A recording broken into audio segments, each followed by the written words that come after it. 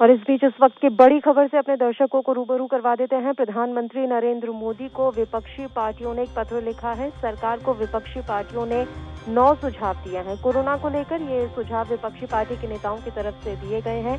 ये जानकारी हम आप तक पहुंचा रहे हैं। 12 दलों के नेताओं ने संयुक्त रूप से एक पत्र लिखा है।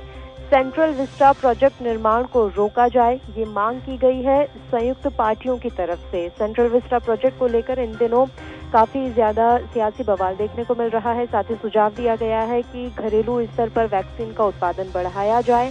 12 दलों के नेताओं ने संयुक्त रूप से ये चिट्ठी लिखी है, जिसमें अलग अलग सुझाव प्रधानमंत्री नरेंद्र मोदी को दिए गए हैं। इससे पहले कांग्रेस के मनमोहन सिंह, सोनिया गांधी से लेकर अन्य नेता भी प्रधानमंत्री के नाम पर इस तरह का पत्र लिख चुके हैं, जिसमें सुझाव सरकार को दिए गए थे।